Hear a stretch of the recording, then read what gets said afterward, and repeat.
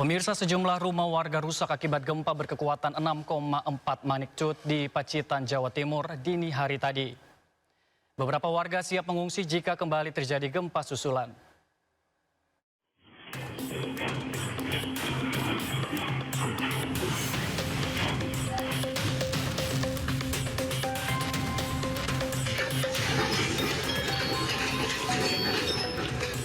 Gempa magnitudo 6,4 mengguncang Pacitan, Jawa Timur Jumat dini hari. Guncangan terasa kuat membuat warga sempat panik dan keluar rumah mencari tempat aman.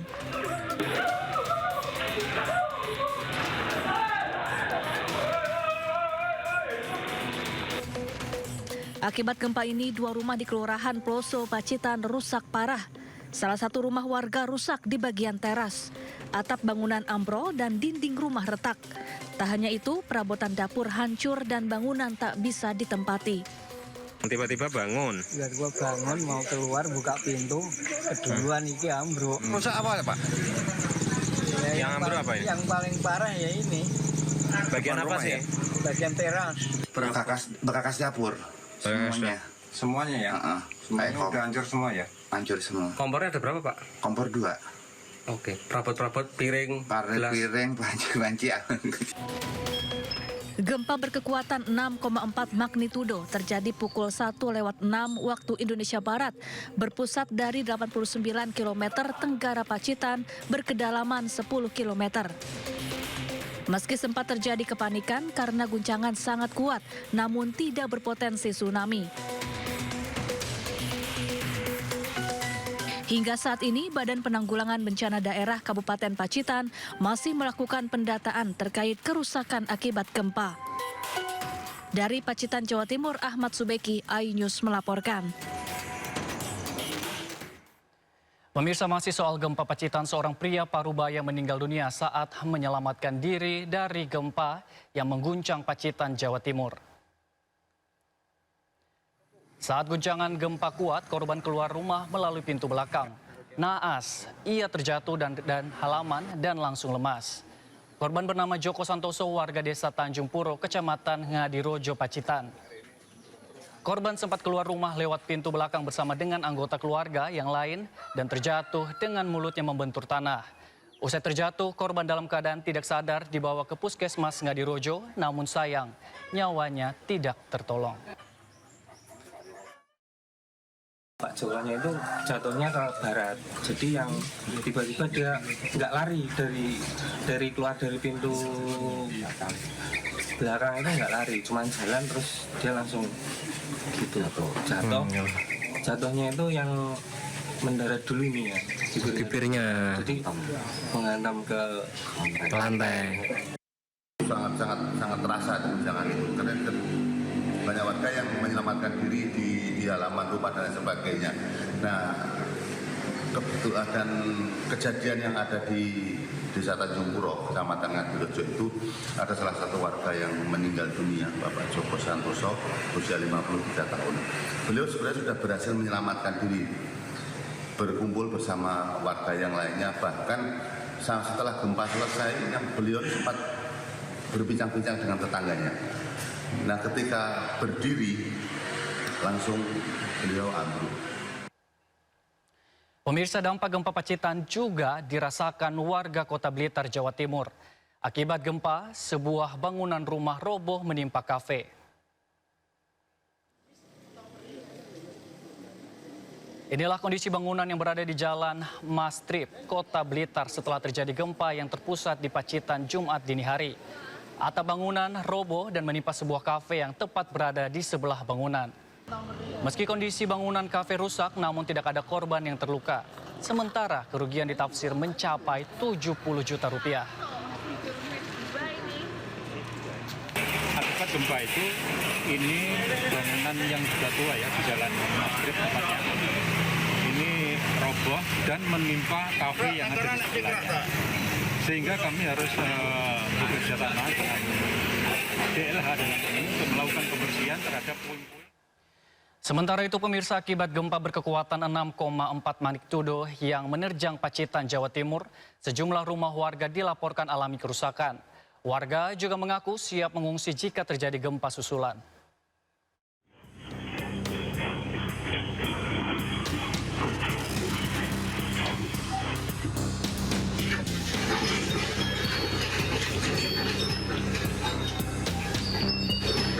Jumat dini hari suasana di Pacitan, Jawa Timur mendadak genting.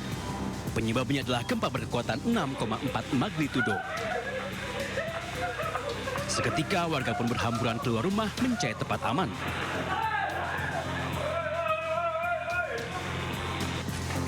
Walau berlangsung singkat, gempa dangkal ini menyebabkan sejumlah kerusakan. Seperti yang dialami warga Ploso Pacitan, gempa membuat 2 rumah warga rusak parah, atap bangunan ambrol dan dinding rumah retak. Gempa juga membuat perabotan dapur hancur.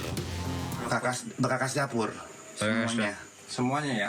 Semuanya udah hancur semua ya? Hancur semua. Kompornya ada berapa, Pak? Kompor 2. Oke, perabot-perabot, piring, gelas. Piring, banci. Berjarak 160 km gempa Pacitan terasa hingga ke kota Blitar, Jawa Timur. Beberapa bangunan pun rusak, seperti yang terlihat di Jalan Mastrip. Atap bangunan roboh hingga menimpa sebuah kafe di sebelahnya. Meski tidak ada korban jiwa, namun kerugian ditaksir mencapai 70 juta rupiah. Pasca gempa, warga mulai bergotong royong membersihkan material puing-puing bangunan. Warga mengaku siap mengungsi jika kembali terjadi gempa susulan. Dari Pacitan dan Blitar, Jawa Timur, Tim Liputan Ainus melaporkan.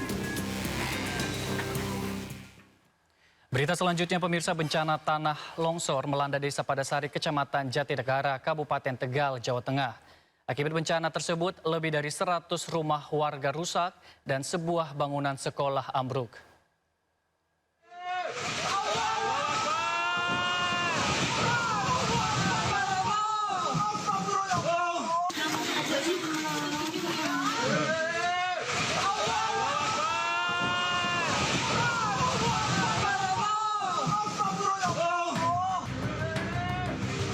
Bangunan SMA milik Pondok Pesantren Al adalah di Desa Padasari, Kecamatan Jatinegara, Kabupaten Tegal, Jawa Tengah roboh akibat pergerakan tanah. Bangunan satu lantai ini rata dengan tanah setelah struktur tidak mampu menahan pergeseran tanah. Selain sekolah, dampak bencana tanah bergerak juga merusak ratusan rumah warga. Kerusakan yang terjadi bervariasi mulai dari dinding roboh, lantai retak parah, hingga bangunan rumah tampak miring. Tidak hanya permukiman dan fasilitas pendidikan, akses jalan desa dan jalan kabupaten turut mengalami kerusakan di sejumlah titik. Kondisi ini mengganggu mobilitas warga setempat. Puluhan warga terdampak terpaksa mengungsi. Mereka ditampung sementara di kantor Majelis Zikir Warotiban An-Nazoriyah di Desa Padasari. Gubernur Jawa Tengah Ahmad Lutfi yang turun langsung memantau kondisi para pengungsi pasca bencana berjanji akan merelokasi warga yang rumahnya berada di lokasi tanah bergerak. Ada 250 masyarakat kita nanti yang mau tidak mau harus kita relokasi. Jadi kita relokasi tidak hanya di tempat pengungsian, Bupati sudah menetapkan satu hunian sementara yang nantinya akan kita geser menjadi hunian tetap. Kita baru nyari tempat, itu satu. Kemudian yang kedua yang tidak kalah pentingnya adalah bagaimana kecepatan kita menangani layanan dasar masyarakat. Layanan dasarnya apa? Dari mulai dapur umum sudah terpenuhi, dari kesehatannya posko kesehatan sudah terpenuhi. Meski tidak memakan korban jiwa, warga mengaku khawatir karena kondisi tanah masih labil dan berpotensi bergerak susulan. Sebelumnya, kawasan perbukitan di wilayah ini sempat diterjang banjir bandang setelah hujan deras mengguyur cukup lama. Kondisi ini menyebabkan sungai Rambut meluap dan diduga memperparah stabilitas tanah. BPBD Kabupaten Tegal mengimbau warga tetap waspada terhadap potensi lanjutan bencana tanah bergerak, terutama saat hujan dengan intensitas tinggi masih terjadi. Dari Tegal, Jawa Tengah, Yunibar Anyis melaporkan. Pemirsa, Wakil Presiden Republik Indonesia Gibran Rakabuming Raka mengunjungi kondisi warga terdampak bencana tanah bergerak di Desa Padasari, Kecamatan Jatinegara, Kabupaten Tegal, Jawa Tengah.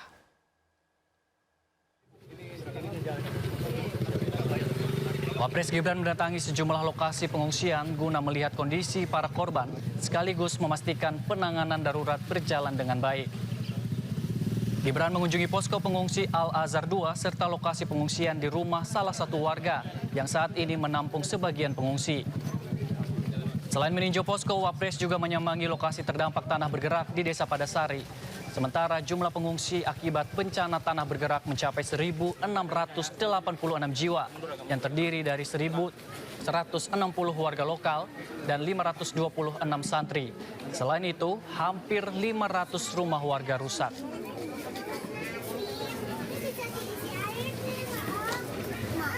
Jumlah yang rusak itu kurang lebih itu hampir 500. Ya, hampir 500. Ya, hampir 500. Soalnya ini datanya itu semakin menyusul. Ketika kita sudah mencatat 400 sekian, ya laporan dari semalam itu kurang lebih itu 500. Berarti semakin hari bertambah. Banjir kembali menerjang Kabupaten Pemalang, Jawa Tengah. Ratusan warga terendam air, aktivitas warga pun terganggu.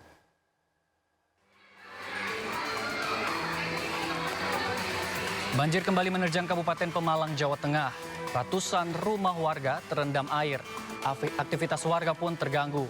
Permukiman warga di Desa Mojo, Kecamatan Ulujami, Pemalang, ketinggian air 30 cm hingga 1 meter. Sebagian warga tetap memilih bertahan di rumah mereka masing-masing. Sementara akses jalan terputus, warga membutuhkan bantuan perahu karet untuk evakuasi, serta dapur umum untuk memenuhi kebutuhan logistik para korban banjir. Warga pun diimbau tetap waspada mengingat intensitas hujan masih tinggi di wilayah Pemalang.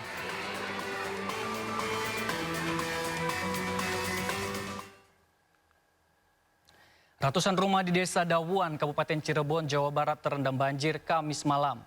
Hujan deras disertai tingginya debit air kiriman dari Kuningan membuat sungai Cipager meluap merendam hampir seluruh pemukiman rumah warga.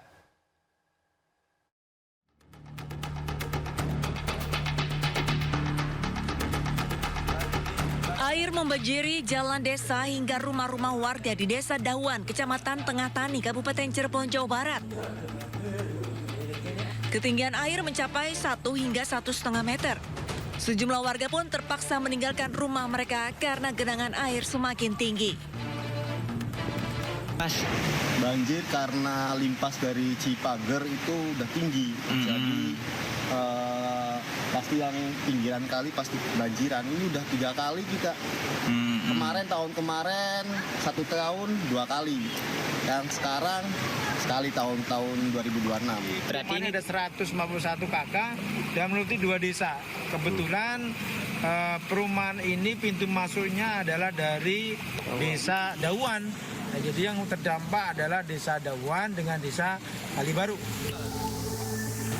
Sementara itu petugas gabungan dari TNI, Polri, dan BPBD menyisir lokasi khususnya di area terdalam terdampak banjir. Sejumlah warga khususnya anak-anak, ibu, dan lansia dievakuasi ke darat dengan perahu karet. Akibat banjir ini 151 kepala keluarga yang menempati ratusan rumah terdampak. Dari Cirebon, Jawa Barat, Toy Skandar, Ainus melaporkan.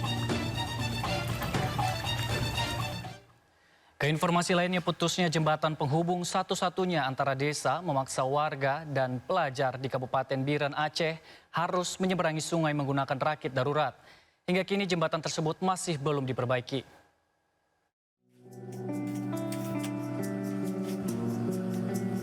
Pemandangan ini merupakan rutinitas sehari-hari warga Kecamatan Pesangan, Kabupaten Biren, Aceh.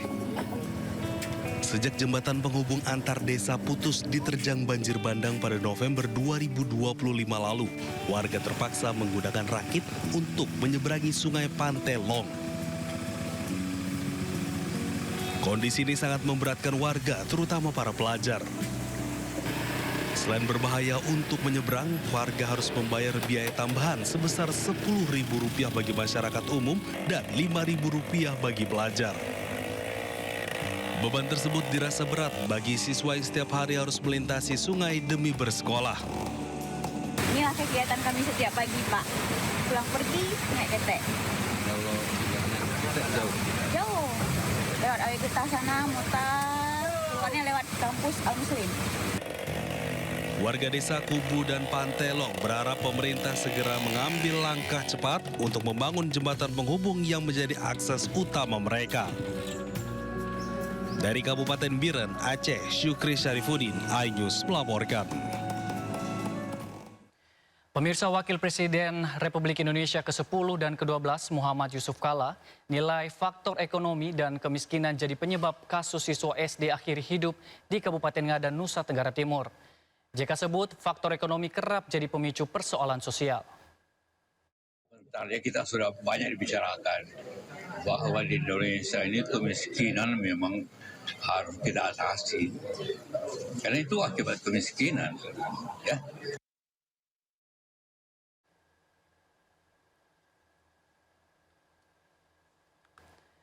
Ya pemirsa,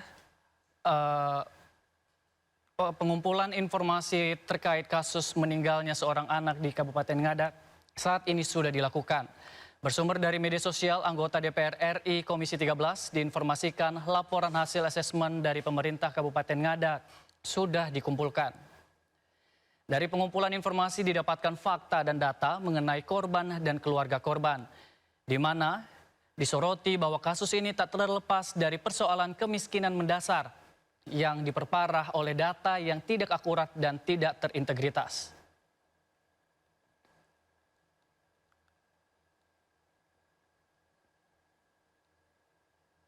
Dari hasil pengumpulan data diketahui suami ibu korban merantau ke Kalimantan sejak 10 tahun lalu dan tidak pernah memberikan nafkah.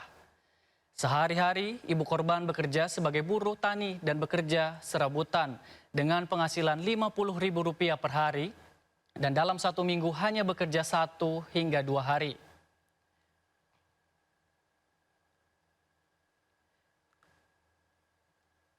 Diketahui juga bahwa SDN Ruto Jawa ternyata mematok uang sekolah sebesar Rp1,22 juta, di mana korban sudah membayar tahap 1 sebesar Rp500.000. Sisa yang harus dibayar tahap 2 adalah Rp720.000. Alasannya, karena bulan Mei 2026 SDN Ruto Jawa menjadi tuan rumah pelaksanaan kegiatan Hardiknas.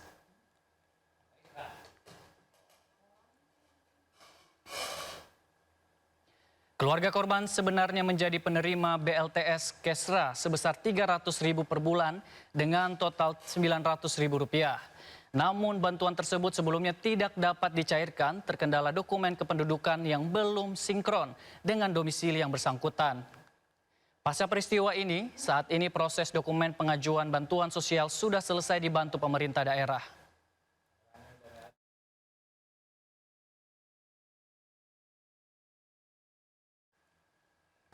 Hari ini Komika Panji Pragiwaksono mendatangi Polda Metro Jaya. Kedatangannya untuk klarifikasi terkait materi tayangan stand-up komedi bertajuk Mensrea. Panji datang bersama penasihat hukumnya Haris Azhar. Ia menyambangi Polda Metro Jaya untuk klarifikasi atas laporan dilayangkan pada materi stand-up-nya bertajuk Mensrea. Tak hanya mengklarifikasi soal materi stand-up-nya, Panji juga akan bertanya soal 5 laporan yang dilayangkan untuk dirinya.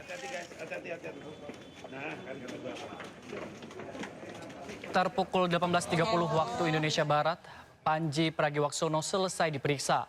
Selama hampir 8 jam, Panji menjawab 63 pertanyaan dari penyidik.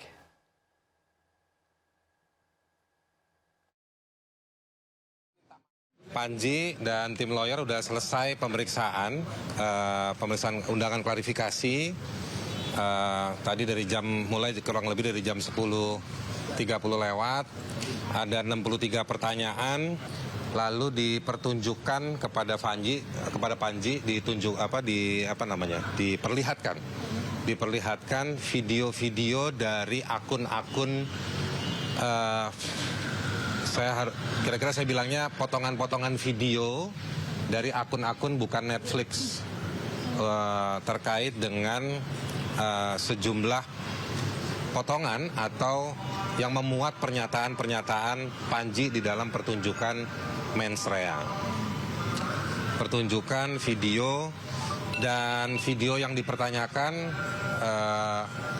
yang memuat pernyataan-pernyataan dari Panji terkait dengan babakan soal, ini istilah dari saya ya, soal sholat, lalu juga soal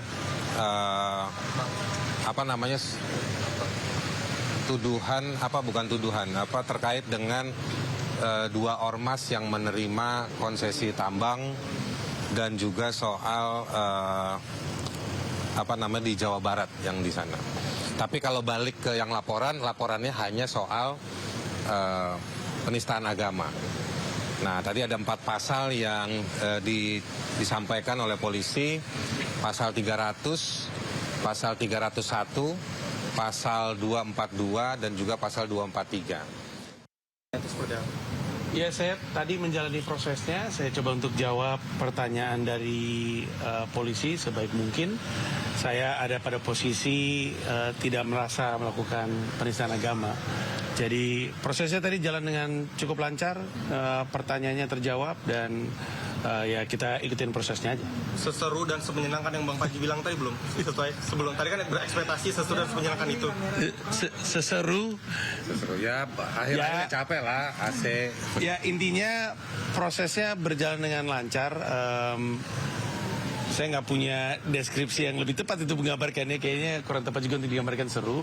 Pokoknya saya ikutin aja prosesnya dari awal sampai akhir. Sempat tadi break sebentar untuk ibadah, tapi sisanya berjalan dengan lancar.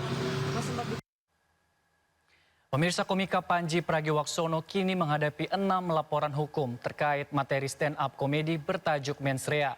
6 laporan terdiri dari 5 laporan polisi dan 1 aduan masyarakat yang ditangani Polda Metro Jaya. Atasan Presiden Republik Indonesia, let's go! Apapun yang gua katakan, orang nggak bisa marah, kan menurut keyakinan saya. Tayangan stand-up komedi bertajuk Mensrea milik Panji Pragiwaksono berbuntut panjang. Kini Panji harus menghadapi 6 laporan hukum terkait materi stand-up komedi tersebut. 6 laporan terdiri dari 5 laporan polisi dan 1 aduan masyarakat yang ditangani Polda Metro Jaya. Identitas para pelapor yang dibeberkan Polda Metro Jaya antara lain. Yang pertama, ada Angkatan Muda Nahdlatul Ulama dan Aliansi Muda Muhammadiyah. Pelapor mengatakan materi yang disampaikan Panji dianggap bermuatan fitnah dan memicu kegaduhan tanah air. Selain itu, pelapor berinisial FW turut melaporkan Panji dan bergabung dalam barisan pelapor. Kemudian ada pemuka agama dari Front Pembela Islam Novel Bamukmin yang juga melaporkan Panji. Berikutnya pelapor Majelis Pesantren Salafiyah Banten yang melaporkan Panji karena tersinggung dengan materi Mensrea. Selain itu, seorang pelapor berinisial F juga membuat laporan polisi dengan substansi serupa. Terakhir ada aduan masyarakat dari seorang pelapor berinisial BU. Selain Polda Metro Jaya, Panji Pragiwaksono juga dilaporkan seorang warga bernama Supriyatna ke Polda Banten atas penistaan agama. Dugaan pelecehan terhadap ibadah sholat ditemukan pelapor dari materi Mensrea. Tidak hanya materi Mensrea yang berbutut panjang, pertunjukan Mesake Bangsaku tahun 2013 silam yang disampaikan Panji juga diprotes masyarakat Toraja. Aliansi Pemuda Toraja pun melaporkan Panji ke Bareskrim Polri pada 3 November 2025 lalu. Tim Liputan Aigus melaporkan. Pemirsa, Komisi Pemberantasan Korupsi menetapkan 6 tersangka dalam kasus dugaan korupsi importasi barang di lingkungan Direktorat Jenderal Bea dan Cukai. Dalam operasi tangkap tangan itu, KPK mengamankan barang bukti dengan nilai 40,5 miliar rupiah. Dalam kasus ini, penyidik KPK telah menetapkan 6 tersangka. 3 orang diantaranya merupakan oknum pejabat Ditjen Bea Cukai, yaitu Direktur Penindakan dan Penyidikan Ditjen Bea Cukai Rizal, Kepala Subdirektorat Intelijen Penindakan dan Penyidikan Sispiran Subiaksono, dan Kepala Seksi Intelijen Ditjen Bea Cukai Orlando Hamonang. Sementara itu, 3 lainnya dari pihak swasta, yaitu pemilik PT Blu-ray John Field, Ketua Tim Dokumentasi PT Blu-ray Andri, dan Manajer Operasional PT Blu-ray Dedi Kurniawan. Dari 6 tersangka, 5 orang telah ditahan, sementara 1 tersangka John Phil yang merupakan pemilik PT Blu-ray berhasil melarikan diri dan sampai saat ini tengah diburu. Penyidik turut menyita barang bukti senilai 40,5 miliar rupiah. Juru bicara KPK Budi Prasetyo mengungkapkan nilai setoran rutin dalam perkara ini mencapai 7 miliar rupiah per bulan. Memperhatikan kecukupan alat bukti, maka ditetapkan 6 orang sebagai tersangka, yaitu Saudara RZL, Direktur Penindakan dan Penyidikan Direktorat Jenderal Bea dan Cukai periode 2024-2026. Saudara SIS selaku Kepala Subdirektorat Intelijen Penindakan dan Penyidikan Direktorat Jenderal Bea dan Cukai. Saudara ORL selaku Kepala Seksi Intelijen Direktorat. Pemirsa, kita beralih ke berita selanjutnya. Antrian panjang masih terjadi di kantor BPJS Kesehatan Depok. Warga terus berdatangan untuk mengurus kepesertaan BPJS yang bermasalah dan tidak dapat digunakan.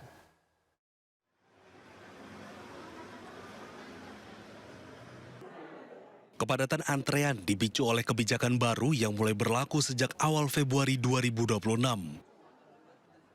Banyak kartu BPJS milik warga mendadak tidak aktif sehingga warga datang untuk mendapatkan penjelasan dan solusi. Kebijakan tersebut berdampak bagi warga yang sebelumnya terdaftar sebagai peserta BPJS penerima bantuan iuran atau gratis. Ini mereka harus beralih ke BPJS Mandiri yang dinilai memberatkan. Warga mengaku kesulitan memenuhi kewajiban pembayaran di tengah kondisi ekonomi yang belum stabil. Kemarin pas berobat nggak bisa digunain, mati. Terus gimana, Bu? Akhirnya tadi udah bisa? Udah bisa. Ke bayar Mandiri, saya ini penyakit diabetes. Warga berharap pemerintah dapat memberikan solusi agar masyarakat kurang mampu tetap mendapatkan akses layanan kesehatan yang layak. Dari Depok, Jawa Barat, Iyung Rizky, iNews melaporkan. Pemirsa, sementara itu Wakil Menteri Sosial Agus Jabo Priyono memastikan kepesertaan BPJS Kesehatan bagi pasien cuci darah yang sempat diblokir akan segera direaktivasi. Mensos juga meminta rumah sakit tidak menolak pasien dengan alasan status kepesertaan.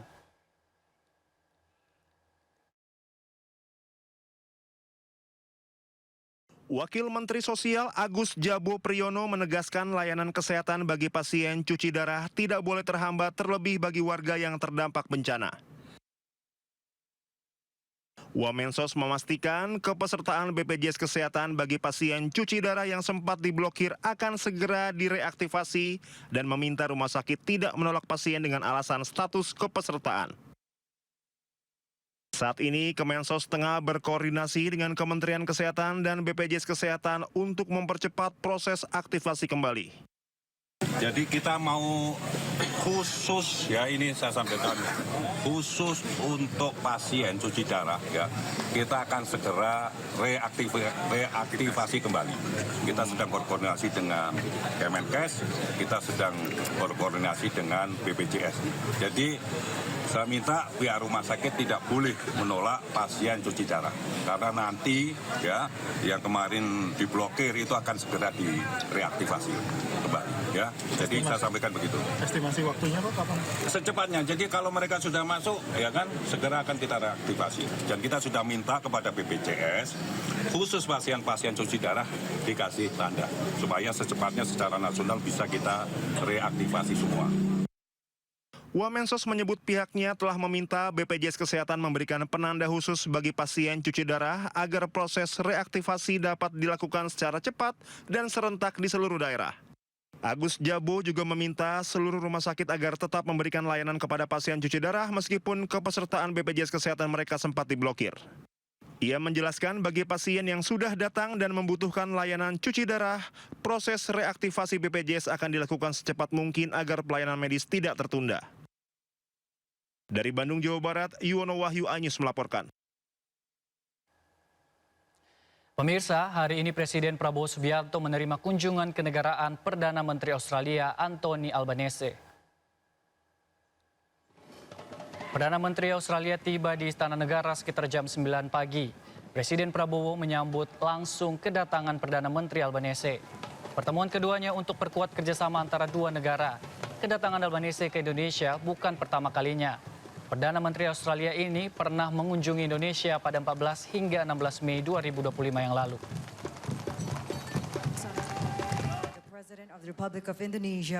Kedua negara menandatangani traktat atau perjanjian kerjasama di berbagai bidang, terutama di bidang keamanan.